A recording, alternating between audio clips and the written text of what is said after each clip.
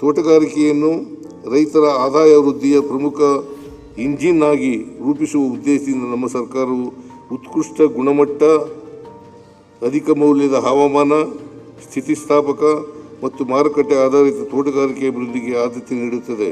ಕಳೆದ 3 ವರ್ಷಗಳಲ್ಲಿ ತೋಟಗಾರಿಕೆ ಬೆಳೆಗಳ ಅಭಿವೃದ್ಧಿಗಾಗಿ ಈ ಕೆಳಕಂಡ ಕ್ರಮಗಳನ್ನು ಕೈಗೊಂಡಿದೆ. ಹೊಸದಾಗಿ 89,000 ಹೆಕ್ಟೇರ್ ಪ್ರದೇಶದಲ್ಲಿ ತೋಟಗಾರಿಕಾ ಬೇಸಾಯ ಅಳವಡಿಕೆ, 2.23 ಲಕ್ಷ ಹೆಕ್ಟೇರ್ ಪ್ರದೇಶದಲ್ಲಿ ಹನಿ ನೀರಾವರಿ ಅಳವಡಿಸಿ 2.36 ಲಕ್ಷ ರೈತರಿಗೆ ಅನುಕೂಲ.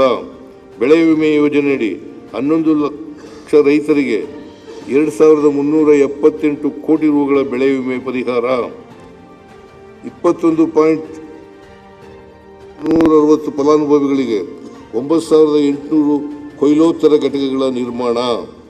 ತೋಟಗಾರಿಕೆ ಇಲಾಖೆಯ ಕ್ಷೇತ್ರಗಳು ಮತ್ತು ನರ್ಸರಿಗಳಲ್ಲಿ ಲಭ್ಯವಿರುವ ಜಮೀನನ್ನು ಉಪಯೋಗಿಸಿ ಉತ್ಕೃಷ್ಟ ಮೌಲ್ಯದ ತೋಟಗಳ ಅಭಿವೃದ್ಧಿ, ಕೊಯ್ಲೋತ್ತರ ಸೌಲಭ್ಯಗಳು ಹಾಗೂ ತೋಟಗಾರಿಕೆ ಆಧಾರಿತ ಕೈಗಾರಿಕೆಗಳನ್ನು PPP ಮಾದರಿಯಲ್ಲಿ ಸ್ಥಾಪಿಸಲಾಗುವುದು.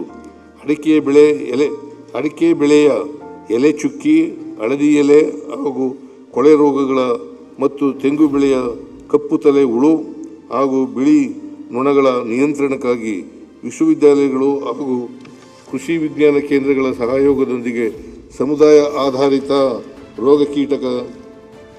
ರೋಗಕೀಟ ನಿಯಂತ್ರಣ ಕ್ರಮಗಳನ್ನು 10 ಕೋಟಿ ರೂಗಳ ವೆಚ್ಚದಲ್ಲಿ ಕೈಗೊಳ್ಳಲಾಗುವುದು.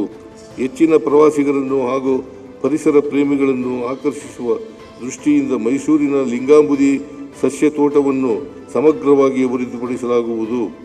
ನೀರಿನ ಸಂರಕ್ಷಣೆ ಮತ್ತು ಮಣ್ಣಿನಿಂದ ಹರಡುವ ರೋಗಗಳನ್ನು ತಡೆಗಟ್ಟಲು ಹೈಡ್ರೋಪೋನಿಕ್ಸ್